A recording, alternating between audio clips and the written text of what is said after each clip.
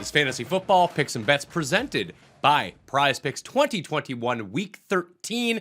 Rankings, update, injury report, props, PrizePicks, and of course, DraftKings ownership towards the end of the show. You want to hop to a certain part of the show? Hit the time codes in the description. Also in that description, you'll find the link to the Pat Mayo Experience Listeners League. It's almost full, so go reserve your spot or just make your entries right now. Additionally, if you want to sign up for PrizePicks, which I suggest that you do, use the link down in the description or just go to prizepicks.com and use code MMN. MMN will get you a deposit match of up to $100. So deposit $100 and just have $200 available to make some plays. And I like a lot of the PrizePicks board this week, so we'll start with what we got in terms of the PrizePicks. Remember to smash the like button, by the way, to this episode and sub to Mayo Media Network. My two favorite plays, actually, they're not my two favorite plays. One of them is my favorite play, but because you can't use two people on the same team in a two-play, I have to pivot to something else. But I do like Damiere Byrd over his receiving number. That one's not going to make the cut. What will make the cut is Jimmy Graham over his receiving prop number on PrizePicks, 8.5. Andy Dalton, of course, starting for the Chicago Bears against the Arizona Cardinals. Jimmy Graham in his last 3 games has more than doubled this number. We smashed this prop on Thanksgiving. Last week came through in spades. We're hoping it's going to happen again. I like it both on PrizePicks as part 1 of the 2 pick 3 times your money play. I also like it in terms of just the regular prop market as well. It's just a little bit higher. I believe it's at 11.5 at DraftKings Sportsbook right now. I still like the over of 11.5. 8.5 on PrizePicks, even better though. And that's what you're going to find with PrizePicks this week. A lot of the over-under props for both rushing yards, receiving yards, and receptions are a lot lower than they are at the sportsbooks, and there's no vig on either side, but you have to play at least 2 together. So Jimmy Graham's one. The other one is going to be Antonio Gibson. Over 0.5 rushing touchdowns against the Las Vegas Raiders.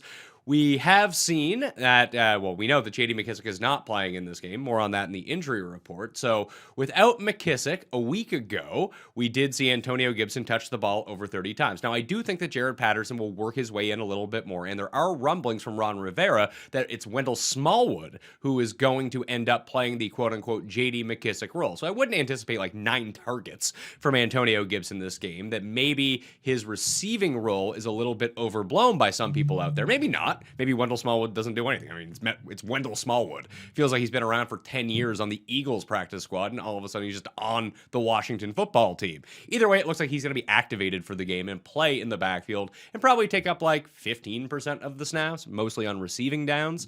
I do think that when Washington does get in close inside the 5-yard line, you're going to see Antonio Gibson. I'd expect 20-ish touches for him in this game, probably more, to be perfectly honest with you. And what you're going to do against the Raiders is run the ball as much as possible because they have a very good pass rush, but no run defense to speak of. So over 0.5 rushing touchdowns with Antonio Gibson. If you want the 3 play, use the Damiere Byrd one in that one as well. That way, you can get anything together. I toyed between Alexander Mattison and Antonio Gibson over 0.5 rushing touchdowns. I actually like them both, so they'll probably end up making my 5 play this week. And anyone out there, whether you've been playing in it all season long or you're brand new to PrizePicks, code MMN on your deposit, by the way. But if you play a $7.11 entry for all Sunday players in the NFL, you can't use Monday Night Football, and make that entry $7.11, that will qualify you for the MMN props pool for the year, which means you get 10 times your money if you win, so you win $71.11 if you get all 5 right. However, because you've made that entry of $7.11, if you go 5 of 5, you get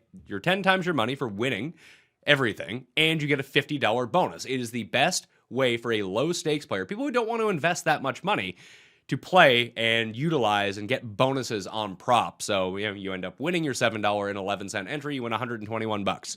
Pretty good, not gonna lie to you. So I just told you 4 of my plays. Maybe I'll find some different ones by the time it comes around, as I need some catching up to do in the props pool. The leaderboard is down in the description if you want to check on how people have been doing all year long. But once again, prizepicks.com, code MMN, get that deposit match of up to $100. Laquan Jones will have the Monday Night Football breakdown for both PrizePicks and DraftKings coming out on Sunday night. If you're looking for some extra content, if the Sunday Nighter is a snoozer, which, I mean, I don't anticipate it being a snoozer, but you never know with these island games. Props for the week at DraftKingsSportsbook.com and other places too. The one I really wanted to hammer down on is that Jimmy Graham prop, over 11.5 receiving yards. I absolutely love it. You can do a same game parlay. I didn't like the one on DraftKings Sportsbook, so I looked at Bet365, a book that's available to me in Canada and select states and internationally, of course. So I just played a bet builder on that game of Damiere Byrd over, what was it, 29.5? Yeah, 29.5 receiving yards, along with Jimmy Graham over 11.5. I played them both individually, but you play them together, it's 2.5 times your money. I played that one as well on the sportsbook. That's going to be a lot of fun when Jimmy Graham hits and Damiere Byrd does not. But the main reason for Damiere Byrd this week is there's no Allen Robinson. His hamstring retired. Don't worry about Allen Robinson for the foreseeable future. But Marquise Goodwin is out for this game as well. So when you look back at the Bears receiving core and who they actually have left right now, it's Jakeem Grant, it's someone named Ian Coulter, that could be Ann's son or Ann's husband, or maybe not even related to Ann whatsoever. But Ann Coulter is one of these people who no one has ever heard of, who's going to be playing for the Bears. That leaves Damiere Byrd.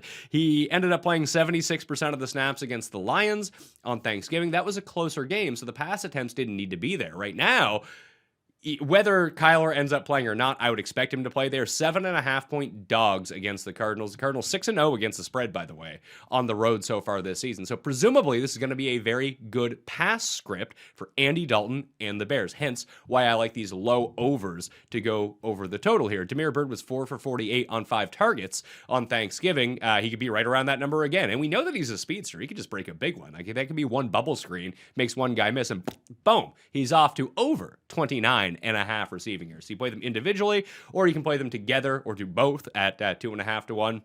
Seeing minus 115 and minus 110 as the vig you're going to have to pay on the Graham and Byrd props right now. The other prop that I'm on the hunt for, you can find some good James O'Shaughnessy props over 2.5 receptions right now. If it's minus 170, that's not a great number, although that seems very likely to come through.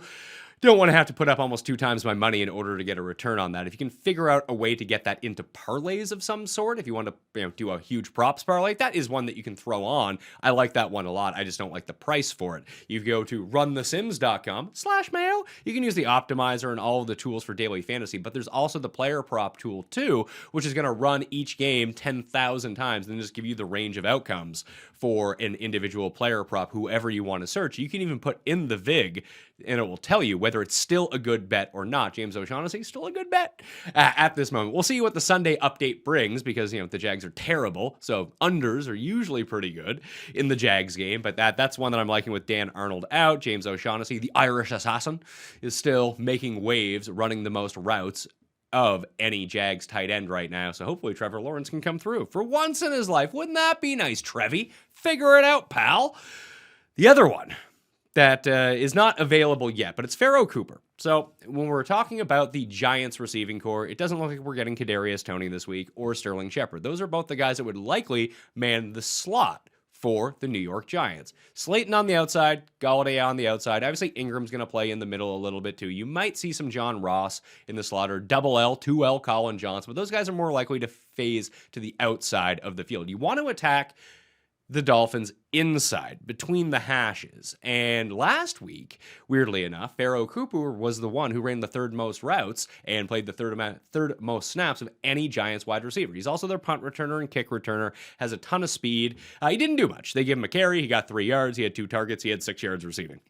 If they ever do open up this prop, it's likely to be like 4.5 yards receiving, 6.5 yards receiving. And I do think, as now 6-point dogs could grow even more by the time that we get to game day with Mike Glennon starting at quarterback for the Giants, that if Pharaoh Cooper is going to end up running 60% of the snaps for the Giants, like, you can find a single digit over under on his receiving total. I'm not saying it's going to work, but what I am saying is that it's more likely to work than not. So that's probably a stance you want to be on. And like Damiere Byrd, he's an absolute burner. You make one guy miss, he is immediately at his over total for the game. So keep an eye out on Pharaoh Cooper Giants props if that comes up. We're really clinging to the bottom of the barrel in terms of props this week. I mean, you should probably just take good players and bet them to go over if you think that they're in a good spot, like Brendan Cooks, for example, because wide receiver ones absolutely destroy the Indianapolis Colts. And Brandon Cooks got to huge numbers last time against the Colts. That was with Davis Mills playing quarterback. He had a 26.5 QBR in that game. Didn't matter. Brandon Cooks still got to where he needed to be. You can check out the newsletter for all of this, by the way.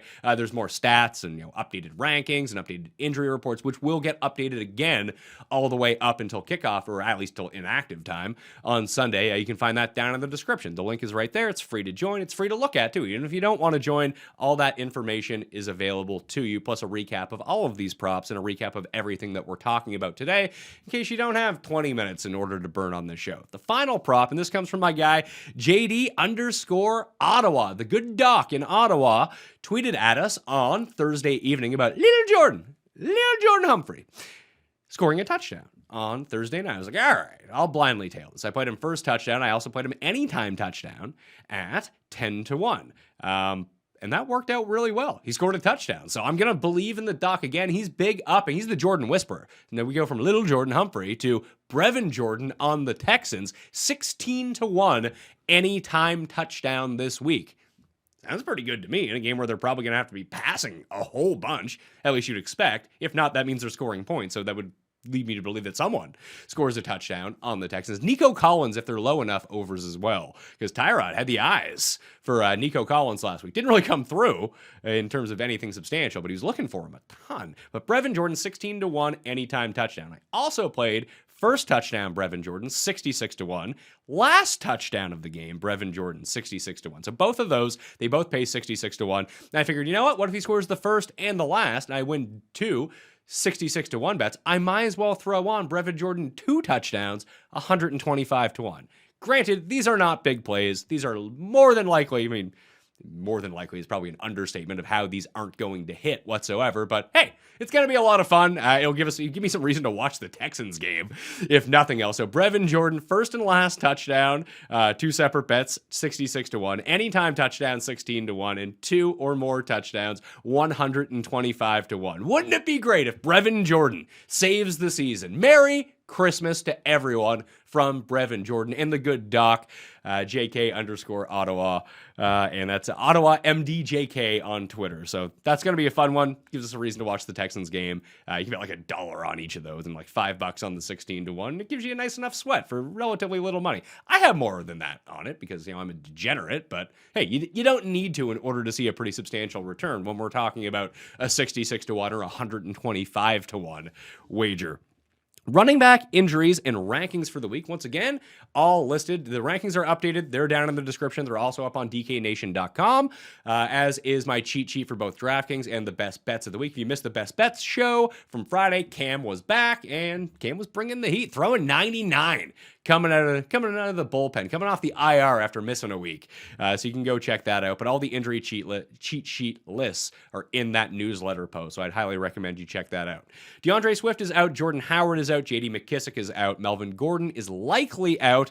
He's doubtful. Phillip Lindsay for the Dolphins, also doubtful. Bump up Salvon Ahmed, although you're not probably going to play him anyway. Boston Scott is a legit game time decision for this contest against the Jets. This is a great spot against the Jets. And if there is no Boston Scott, all of the good vibes Miles Sanders had last week transfer over to this week. Because, I don't want to say that there's no one to take away his carries, because obviously Jalen Hurts, although he is banged up, likely to play, he's still going to run a little bit, you'd have to expect. Then the Eagles will just find someone. It'll be like, oh, Kenneth Gainwell, 25 touches for you.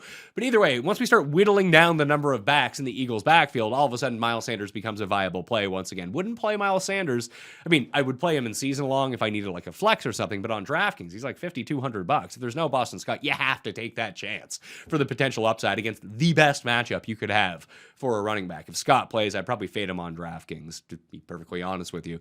Adrian Peterson was signed by the Seahawks. It looks like he's going to play for the Seahawks as well. And they also have Alex Collins. He's probably going to play, despite this ab problem that he's dealing with. Rashad Penny probably going to be back in that backfield. Travis Homer probably going to be back in that backfield. And DJ Dallas is really like the only one who is healthy. I don't know what the Seahawks are doing. My best bet of the week is San Francisco -3 against the Seahawks because they're morons, and Kyle Shanahan's not the best coach. Very good offensive coordinator, though, and no one on Seattle is whatsoever. They just signed Adrian Peterson in 2021 when they already have 4 running backs. That's not going to turn out well, especially if they give him the ball a ton. That's not good news. So good news for the Niners, if that's the way that you want to play it. Trey Sermon is questionable with an ankle injury for the Niners. JaMychal Hasty will return for the Niners, so expect him to be the number 2, Jeff Wilson to be the number 3 in this offense. Darrell Henderson's going to be a game-time decision. With this quad injury that he's dealing with, he's leaning towards playing, but all of a sudden, if he's a late second scratch, Sony Michel at like $4,300 on DraftKings becomes the guy for the Rams in the backfield. I actually like the Rams passing game stack with Van Jefferson, Cooper Kupp, and Matt Stafford as a sneaky stack on DraftKings. Shouldn't be sneaky because they're huge favorites, but it is because no one trusts the Rams anymore. That could be just a nice pathway into that game. You can bring it back with O'Shaughnessy or no one. That would be my 2 options for it. And only O'Shaughnessy because he saves you so much money at $2,600. Josh Jacobs likely in with an ankle injury. Brendan Bolden, Monday Night Football, likely in with a knee injury. JaMychal Hasty in. Miles Sanders likely in. Delvin Cook is out multiple weeks. Still got another 1 to 2 weeks from Michael Carter in the Jets backfield. Jeremy McNichols is on bye. We'll see if he returns to retake the spot from Dontrell Hilliard. Even if he can do that, who knows? I've been liking Hilliard, so hopefully he can keep his job for the time being. Chase Edmonds still on IR, which means the backfield belongs to James Conner.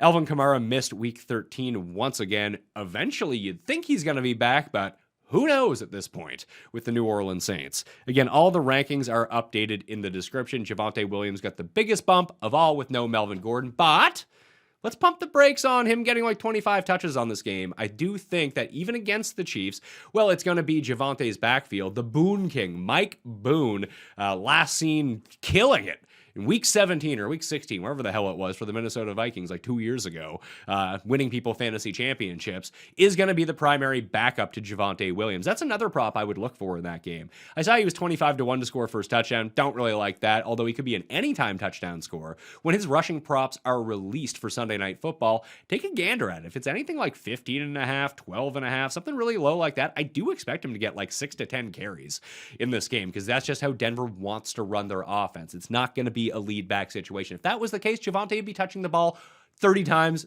every game all year. It wouldn't matter about Melvin Gordon. Melvin Gordon was sort of irrelevant. He was good this year. But Mike Boone is probably the spot where you want to look to play some of the props in this game if you don't like, obviously you probably don't want to bet the Chiefs money line. Chiefs minus 10.5 now is not great. I like the Denver side, but not enough to bet it. Mike Boone is likely where I would be going in that game. A plug and play too as a potential touchdown scorer if you are desperate at running back this week. The only other running back injury right now to keep an eye on is David Johnson. He didn't practice all week. He was dealing with an injury. Then he got sick. We'll see if he plays or not. That's an early game against the Indianapolis Colts. Not a great start, although it would open up room for Rex Burkhead and maybe Royce Freeman in that game just to see a ton of touches. It's not like you really want to play Rex Burkhead, but he could probably have like 15 touches in that game, which is not crazy. If you needed you have the worst team ever in a 14-team league and needed to start someone, Rex Burkhead, why not, right? Wide receiver injuries for the week. We have Antonio Brown is now out until at least December 26th. He still has the ankle injury, but he also submitted a fake Vax card. He might be dealing with legal problems as well. He might never return to the Buccaneers. I don't know what's going on. I'm keeping Antonio Brown on my team, of course, because you can use him in the fantasy playoffs if you get him there in the fantasy final, but you're going to be without him for an awful long time. If you do need the space, I could see cutting him. I do my best to hold on to him if you could. Keelan Cole is likely out for the Jets. He's on the COVID list. Allen Robinson likely out for the Bears in this contest with the hamstring problem. Kadarius Toney and Sterling Shepard both likely out. Will Fuller likely out for the Miami Dolphins. No word yet on Devontae Parker. He has practiced this week, but he has not been activated off the injured reserve as I'm speaking right now. That could happen on Sunday morning, and he could play. But, they have a bye week next week. They might just save him for that if they think that they can get by the Giants without him. Without him, Gesicki and Waddle are absolute must-goes in lineups, any format this week.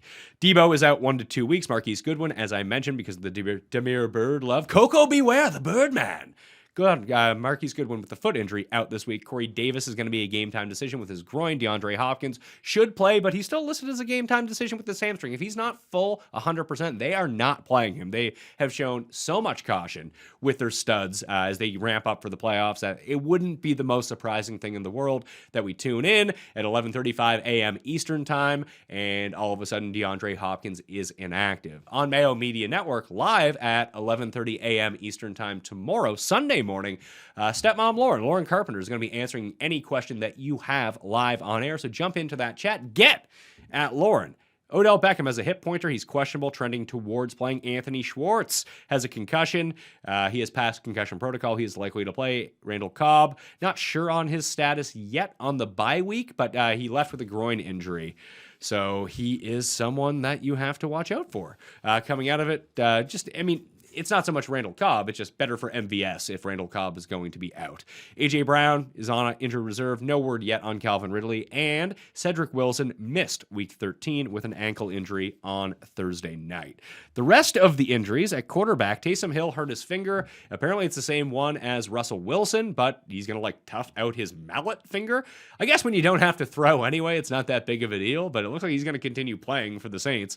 Great fantasy play. Not a good real-life quarterback. Great fantasy quarterback. How often can you throw 4 picks and end up with 25 fantasy points? 28 on DraftKings because you got to the rushing bonus. So you got to like that. Jalen Hurts is questionable with this ankle injury. If it's not him, it's going to be Gardner Minshew. If Hurts isn't running, that's problematic for his fantasy relevancy. But if he is running, it's about as good of a matchup as you could ever get against the Jets.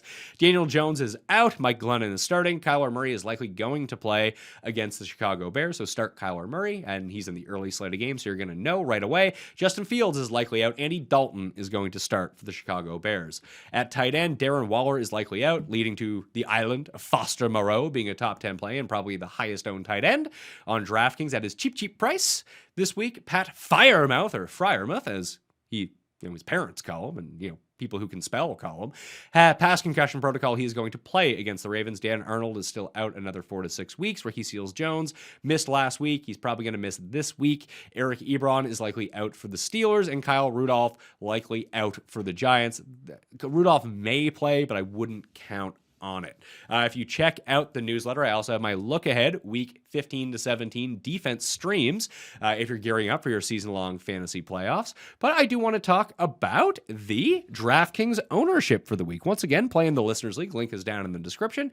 No rake, probably pretty good to play. My 2 favorite stacks this week, contrarian stacks, because obviously you're going to ramp up that Bengals and Chargers game as the world is going to do, and it's probably going to pay pretty good dividends if you can find the right way to do it. But the 2 underrated ones that I like are Garoppolo, Kittle, and Ayuk against, and bringing back with, you can bring it back with Lockett or DK or no one on the Seattle side, but without Debo poaching touchdowns out of the backfield on rushes, it's a whole lot on Elijah Mitchell. Elijah Mitchell is going to be very popular this week on DraftKings, so this is a nice way to get the contrarian side of that game.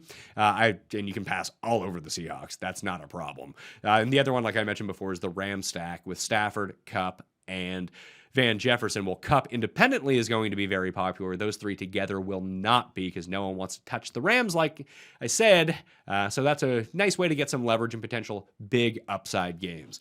At running back, the 5 highest owned running backs that I'm seeing projected right now: Antonio Gibson and Jonathan Taylor, 1 and 2. And then it's sort of a mix between Alexander Mattison, Elijah Mitchell, and Jamal Williams. The 2 that you could go to in that range if you really wanted to as pivots would be David Montgomery, Miles Sanders if Boston Scott doesn't play, and James Conner is right there at $5,900. I did write up Saquon Barkley at $6,300 in the newsletter as well. With Mike Glennon starting, he is far more apt to check down to his running backs than Daniel Jones ever has been. And Miami, in games where you see a ton, over 15 touches for running backs, those guys tend to perform pretty well, and no one's using Saquon this week. And if you want to go to the higher end contrarian plays, no one's using Eckler. Joe Mixon's also going to be very highly owned, by the way. No one's using Eckler or Najee or Fournette this week. If you wanted to roll the dice on one of those, they're not really a dice roll. They're all really good plays. Those are pretty obvious pivots if you want to get off Mixon or Jonathan Taylor this week. Probably don't possess as much consistent upside, but the upside is probably the same nonetheless. They just hit it at a lower rate, but their ownership percentage is going to be 10 times lower. So that's the gamble that you probably want to take on DraftKings this week. Wide receivers: Hunter Renfrow and Cooper Kupp, 1 and 2 or 2 and 1, however that shakes out. Then you're looking at Chris Godwin, Darnell Mooney as the next 2 guys on the list. Josh Reynolds from the bottom end, you can pivot off of him onto Damiere Byrd at $3,100. He's going to be far lesser owned. Plus, he's cheaper. $300 cheaper. You need those savings if you want to get up to the top end. At tight end, Foster Moreau, overwhelming chalk at tight end this week. Rob Gronkowski probably comes in at number 2, but he's still probably less than 10% owned in the Millionaire Maker slate on DraftKings this week. And then your defenses, you're looking at the Rams and you're looking at the Dolphins, I'm guessing. It doesn't seem like there's any one defense that everyone is gravitating towards. If you can get up to the Cardinals at $3,400, I do like that a lot. Bad offensive line against one of the premier pass rushes in all of football with Andy Dalton playing quarterback. Sounds pretty good to me. It could be a pick 6 in the waiting. And then the pick 6 happens. That means the Bears have to throw more, which means more opportunity for Arizona defense, plus more opportunity for our crummy Bears guys to hit their low totals in terms of the receiving props. Win-win when it really comes down to it.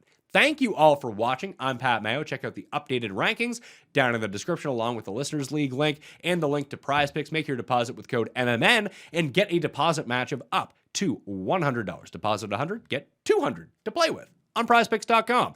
Additionally, the newsletter has all the updated info. You can find that for free down in the description as well. Smash a like on the way out, sub to the channel. I'm Pat Mayo, and I will see you next time.